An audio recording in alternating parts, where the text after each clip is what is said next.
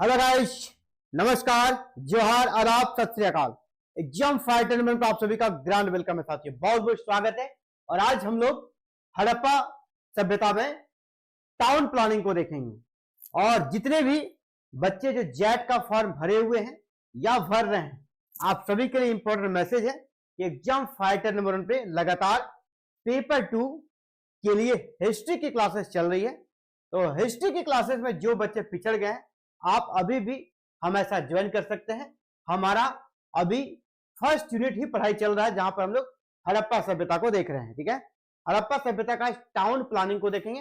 हड़प्पा सभ्यता की सबसे प्रमुख विशेषताओं को देखेंगे, उसमें इनके टाउन प्लानिंग का रोल काफी महत्वपूर्ण है। ठीक है, हड़प्पा सभ्यता का जो टाउन प्लानिंग है, नगर नियोजन, वो काफी इंपॉर्टेंट है और हर एक बार एग्जाम में पूछा जाता है। छोटा सा टॉपिक है लेकिन बहुत ही इंपॉर्टेंट। और हड़प्पा सभ्यता की ये सर्वश्रेष्ठ विशेषता है, क्योंकि आपको पता है हड़प्पा सभ्यता को प्रथम नगरीय सभ्यता भी कहा जाता है। इसके पीछे इसका रीजन है कि बेहतरीन टाउन प्लानिंग है और अपने समकालीन सभी सभ्यताओं में यह इस मामले में सबसे एडवांस है। इसीलिए हड़प्पा सभ्यता को नगरीय सभ्यता भी कहा जाता है। ठीक है, शहरी सभ्यता कहा जाता है। उसके इस टाउन प्लानिंग, बेहतरीन टाउन प्लानिंग का नमूना पेश करता है। आज जिस प्रकार शहरों में घर बनते हैं सारी समुचित व्यवस्थाओं के साथ, है ना, वही सारी व्यवस्थाएं इनके घरों के प्लान को देखकर, चाहे जल निकास प्रणाली हो इनका, चाहे जिस प्रकार इनका रोड का स्ट्रक्चर हो, रोड के बाद जो ब्रांचेस गलियां निकलती है, छोटी सड़कें, उसका जो स्ट्रक्चर हो, ये सभी चीजें प्रमाणित करती है कि यह एक बड़े शहर जो आज हम लोग देखते हैं, वो आज से 5000 साल पहले ही ये लोग उस जीवन को जी चुके थे। तो नगर नियोजन के बारे में बात करेंगे, टाउन प्लानिंग की बात करेंगे हड़प्पा का। ठीक है, चलिए एक एक पॉइंट वाइज इसको हम लोग देखते हैं। तो यह जो है ना, इसका टाउन प्लानिंग, यह इसकी सबसे प्रमुख विशेषताओं में से एक है, सबसे प्रमुख विशेषताओं में से एक है। और यह विशेषता इसे अन्य सभ्यताओं से ग्रेट बनाती है।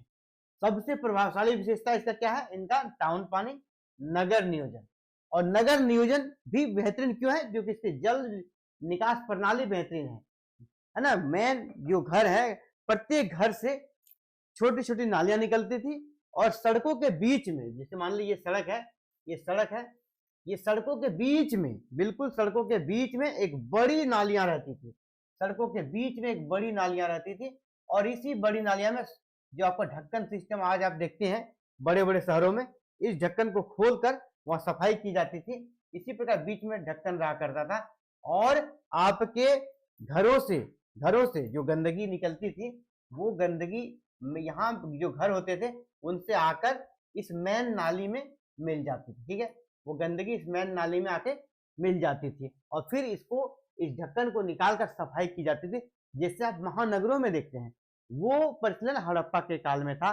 तो इसका जो जल निकास टाउन प्लानिंग था और जल निकास प्रणाली था, यानी ड्रेनेज सिस्टम था, वह इसे प्रथम नगरीय सभ्यता प्रमाणित करता है और दुनिया का पहला सभ्यता है जो इस प्रकार एडवांस तरीके से टाउनशिप सिस्टम को दिखाता है और रिप्रेजेंट करता है। और वो कहीं और नहीं बल्कि हमारा भारत में ही वो सभ्यता विकसित हुई थी। और अगर वर्तमान परिप्रेक्ष्य में देखें, भारत और इसका इलाका पाकिस्तान में भी है और अफगानिस्तान में भी है, लेकिन सबसे ज्यादा आपका पाकिस्तान और इंडिया में है। ठीक, अफगानिस्तान में बिल्कुल 1 से 2 साइड है। तो हड़प्पा सभ्यता का सर्वश्रेष्ठ अगर विशेषता पूछा जाएगा, इसका टाउन प्लानिंग होता है। और टाउन प्लानिंग में क्या? जल निकास प्रणाली बहुत ही बेहतरीन तरीके से। जल निकास में क्या होता था? नालियां जो बनती थी, आप पक्की ईंटों का बनाया जाता था। कहीं कहीं पर नालियों का ऐसा प्लान, जैसे कालीबंगा में, कि जो पेड़ का तना होता है ना, उसको खोखला करके उसको नाली के रूप में यूज कर दिया, उसके अंदर से पानी पास किया जाता था। ये बेहतरीन तरीका होता था। फिर नाली ढकी हुई रहती है, ऐसा नहीं कि नालियां खुली होती थी, नालियां ढकी हुई भी रहती थी। ये प्रमाणित क्या करता है कि यह एक बिल्कुल वेल, यहाँ पर टाउनशिप सिस्टम हम लोग देखते हैं। टाउन प्लानिंग बेहतरीन था।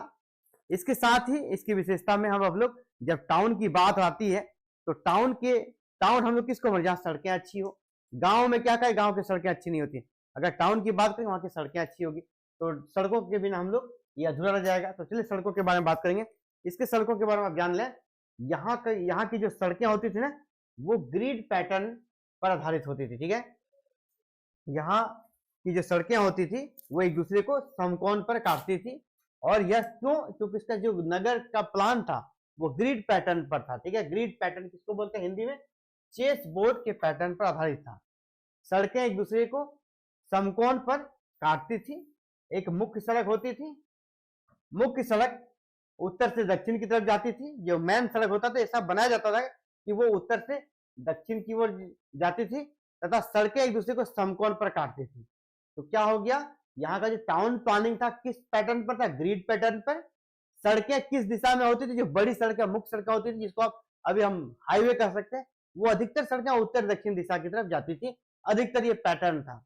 और दो सड़कें एक दूसरे को बिल्कुल समकोण, बिल्कुल समकोण 90 डिग्री पे काटती थी, एकदम जैसे कि कोई मोड़ हो, बिल्कुल 90 डिग्री के एंगल पे सड़कें एक दूसरे को काटती थी। इस प्रकार की सड़कें बनती थी इस काल में। और घर जो टाउन का प्लानिंग था वो ग्रिड पैटर्न पर आधारित था। सड़कें क्या चीज की बनी होती थी? तो सड़कें मिट्टी की बनी होती थी। सड़कें उस समय मिट्टी की बनी होती। आज भी हमारा जो घर पहले सड़क अभी बनता है उसके पहले मिट्टी ही डाला जाता है, पहले मिट्टी डाल के उसको प्लान किया जाता था। उस समय इतना एडवांस टेक्निक नहीं था तो मिट्टी का ही सड़क रहता था। ऐसा नहीं कि मिट्टी का सड़क कमजोर होता है, ठीक है। नगर की प्रमुख जो सड़कें होती थी उसको प्रथम सड़क नाम दिया गया है। नगर की जो प्रमुख सड़क होती थी, मेन सड़क, आप कोई भी टाउन का एक मेन रोड होता है, ठीक है, ये मेन रोड है, ठीक है। तो मेन रोड को उसको क्या कहते थे? प्रथम सड़क। मेन रोड को क्या कहा गया था? प्रथम सड़क। और जब भी नगर में आप किसी नए शहर में प्रवेश करेंगे इस प्रकार का उसको बनाया जाता था कि वो आप पूरब से और वहां पर प्रवेश होंगे, ठीक है, ठीक है। तो नगरों में प्रवेश पूर्वी सड़क से होता था, हमेशा पूर्वी सड़क से प्रवेश दिया जाता। इनका कुछ मान्यता होगा या कुछ भी इनका ट्रेंड रहा होगा कि जब भी प्रवेश किया जाए किसी टाउन में इस प्रकार का रोड बना कि वो पूरब से आके एंट्री मारे। यानी अगर कोई सड़क, कोई शहर में हड़प्पा का आपको जाना है तो पूरब दिशा से और आपको एंट्री वहां लेना पड़ता था, ठीक है। इसके बाद दूसरा जो विशेषता है, जब भी आप प्रवेश करेंगे किस साइड से? पूरब सड़क से होगा। और जहां यह प्रथम सड़क से मिलती थी, प्रथम सड़क जैसे आप पूरब से प्रवेश किए, ठीक है, आपका जैसे अगर हम यहाँ पे देखें तो ये आपका पूरब किधर हो जाएगा? इस साइड होगा। आप इधर से आए, इधर से, यहाँ मान ले कोई टाउन है, आप इसमें एंट्री मारे इधर से, ठीक है, पूरब से ही आइएगा। इसके बाद ये सड़क कहाँ मिलेगा? इनका मेन जो सड़क होगा, इसका जो मुख्य सड़क है वहां पे जाके ये सड़क आपको मिला देगा, ठीक है। और इसी को कहते थे, जहां पर यह प्रथम सड़क से मिलती थी, इसे ऑक्सफोर्ड सर्कस नाम दिया गया है। किसने दिया? इतिहासकारों ने दिया है। तो ऑक्सफोर्ड सर्कस किसको कहते हैं? जहां पर जो नगरों में प्रवेश करने वाली सड़क नगर के मुख्य सड़क से मिलती थी उसे ऑक्सफोर्ड ऑफ सर्कस कहा जाता है। और इसे इतिहासकारों ने नाम दिया ऑक्सफोर्ड ऑफ सर्कस। अब नगर विन्यास की बात करें, नगर किस प्रकार बने होते थे, तो आपको पता है जितने भी प्रमुख नगर मिले हैं, मुख्यतः जो 6 प्रमुख नगर मिले, 6 महानगर इसको कह सकते हैं जो मिले हैं, उसमें से 2 यहाँ पर पार्ट देखा गया, नगरों का 2 भाग देखा गया। एक होता पूरब, एक होता पश्चिम। तो एक होता पश्चिम वाला भाग जो थोड़ा ऊंचा था, ये हाई था, ये हाई रहता था क्योंकि पश्चिम में जितने भी घर होते थे ये एक चबूतरे पर बने होते थे। और जो पूरब का घर था वो थोड़ा डाउन में होता था। यानी शहर का 2 भाग, पश्चिम वाला भाग थोड़ा ऊंचा रहेगा, अप रहेगा, और पूरब वाला भाग डाउन रहेगा। यहाँ पे जो प्रशासक वर्ग थे वो रहते थे, इसको पश्चिमी टीला कहा जाता था। और यह आयताकार होता था, आयताकार होता था, चारों तरफ बाउंड्री होता था, और चबूतरे पर यहाँ पर अधिकतर घर बने होते थे और बड़े बड़े घर बने होते थे। यानी यह शासक वर्ग या समृद्ध वर्ग रहा करता था पश्चिमी साइड में या पश्चिमी टीला में। और जो समान आम जनता होती थी वो रहा करते थे पूरब दिशा में, ठीक है, पूर्वी टीला में। तो पूर्वी टीला हो गया सामान्य पब्लिक के लिए और पश्चिमी टीला हो गया विशेष वर्गों के लिए।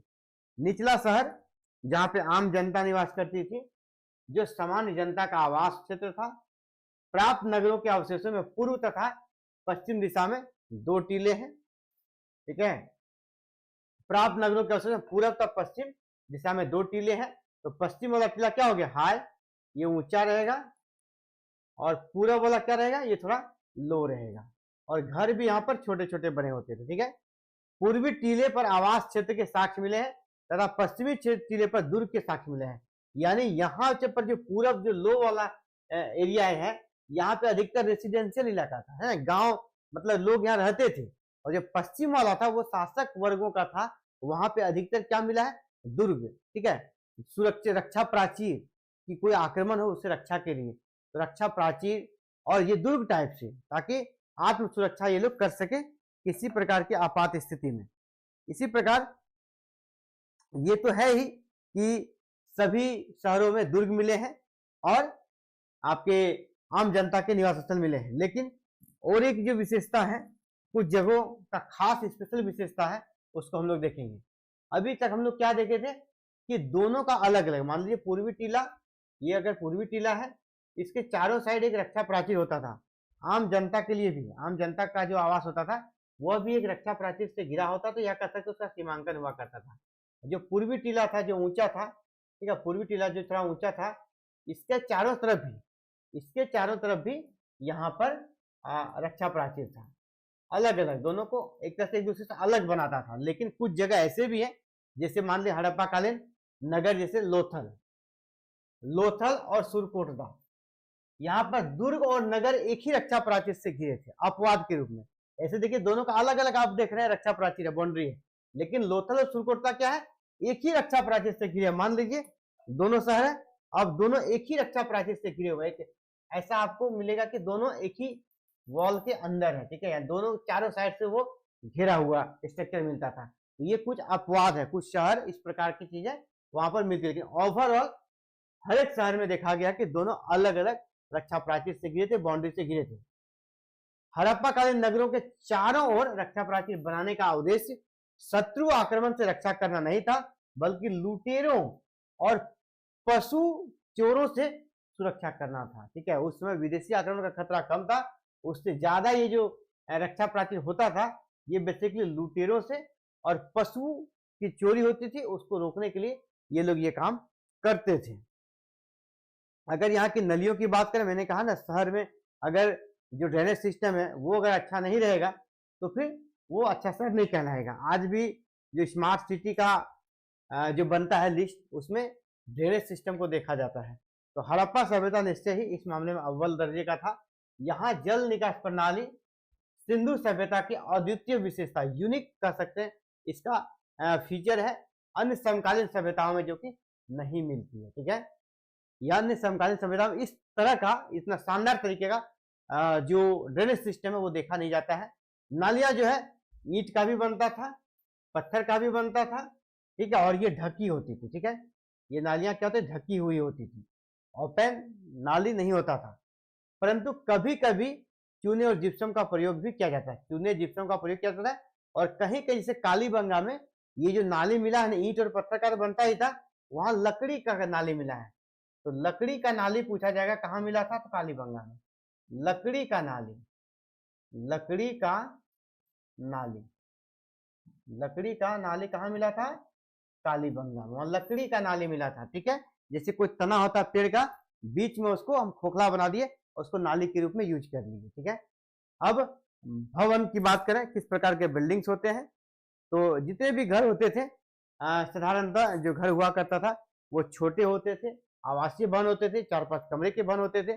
कुछ विशाल मंजिला भवनों का भी निर्माण हुआ है, और प्रत्येक मकान में ही, प्रत्येक घर में रसोई घर, स्नान घर, जो कि एक टाउन में होना चाहिए। अब गांव में देखिएगा तो रसोई घर अलग रहेगा, ठीक है, कहीं दूर में रहेगा, स्नान घर और दूर में रहेगा, या तो कोई जाके तालाब में नहाएंगे, है ना, या कहीं बाहर में जनरल कुआं, लोग उसमें जाके नहाते थे। लेकिन यहाँ पे हड़प्पा सभ्यता में प्रत्येक घर का अपना रसोई घर, ठीक है, यानी उसका अपना किचन, लैट्रिन बाथरूम, जैसे आजकल शहरों में होता है, या अगर कहीं भी टाउन में रहते हैं तो सेम सब एक ही जगह रहता है ना। तो उसी तरह यहाँ पर देखा जाता है। घरों के दरवाजे, जितने भी बिल्डिंग बनते थे वो मुख्य सड़क की ओर नहीं खुलते थे, ना, नहीं खुलते थे। वो कहाँ खुलते थे, जो पिछवाड़ा में जो गली होता है ना आपका, जो मेन सड़क के साथ आप अपने घर के जाने के लिए 3 फीट या 7 फीट का जो गली हुआ करता है, उस गली में उनके दरवाजे खुलते थे। यानी मेन रोड में बिल्कुल वॉल रहता था, दीवार नहीं, दीवार सिर्फ रहेगा, वहां दरवाजा नहीं रहेगा। लेकिन यहाँ पर भी अपवाद है, लोथल। अगर आप लोथल जाएंगे तो लोथल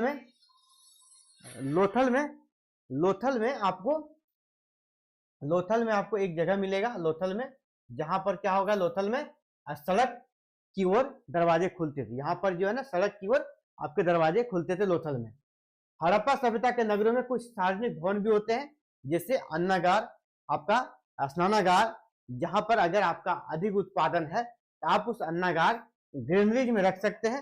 स्नानागार बिल्कुल बड़ा सा तालाब बनता था, तालाब के चारों ओर स्नानागार होता था, जिसमें आप मोहनजोदड़ो का वृहत स्नानागार को देख सकते हैं।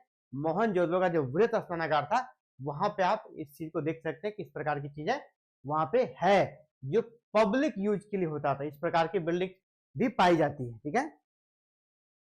और इसका एक महत्वपूर्ण विशेषता है टाउन प्लानिंग में, वो यहाँ पाई जाने वाली ईंटें हैं। जितने भी जगह स्ट्रक्चर बने हैं जहां भी ईंटों का प्रयोग हुआ है, पूरे में एक मानक स्टैंडर्ड साइज का ईंटा हुआ करता था, जो कि हर एक जगह वो उपयोगी था, ठीक है। वो ईंट है ना, हर एक जगह उपयोगी था। वो ईंट समान साइज का हुआ करता था, स्टैंडर्ड साइज हुआ करता। ये नहीं कि यहाँ का ईंट छोटा है वहां का ईंट बड़ा है, पूरे हड़प्पा सभ्यता में एक साइज का ईंट मिलता था, ठीक है। यहाँ भवन और नालियां पक्की ईंटों से बनती थी।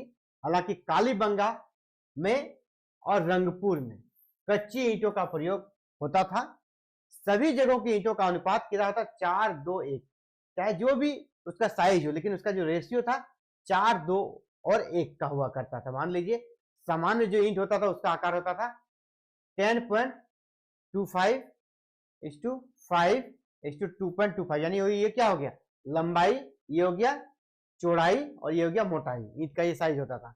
अगर हमको 4-2-1 का रेशियो लेंगे, मान लीजिए किसी को हम अगर 20 माने, ठीक है, अगर हमको 20 यहाँ पर इंच का ईंटा बनाना है तो 20 अनुपात कितना करेंगे यहाँ पर, ये आपका इसका जस्ट हाफ हो जाएगा 10, और ये कितना हो जाएगा आपका 5 हो जाएगा।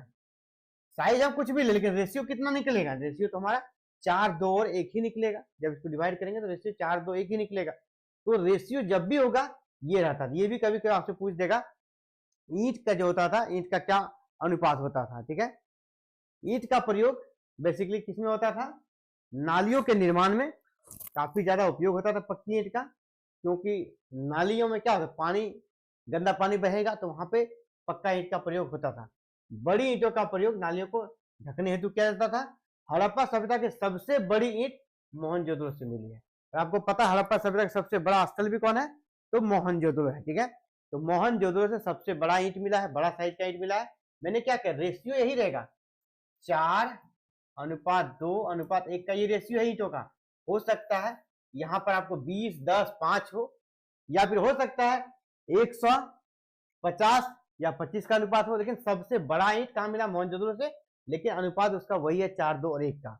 और एक जगह है कालीबंगा जहां से अलंकृत ईंट मिला है। कालीबंगा है एकमात्र ऐसा स्थल हड़प्पा सभ्यता का जहां से अलंकृत ईंट मिला है। तो अलंकृत ईंट क्या हुआ, सजावट वाला ईंट, ठीक है। अलंकृत ईंट का मतलब क्या हो गया भाई, सजावट, यानी उसमें कुछ चित्रकारी की गई है, सजावट की गई है।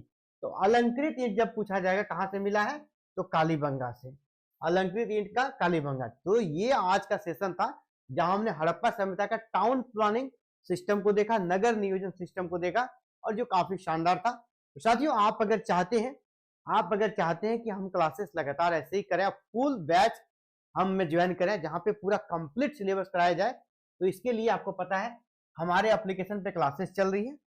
हमारे एप्लीकेशन पे, हमारा एप्लीकेशन जो है वहां पर आपके लिए क्लासेस चल रही है, और अलग अलग विषयों के साथ ही पेपर 1 की भी क्लासेस चल रही है, और पेपर 2 में आपके लिए यहाँ पर हिस्ट्री, पेपर 2 में आपके लिए यहाँ पर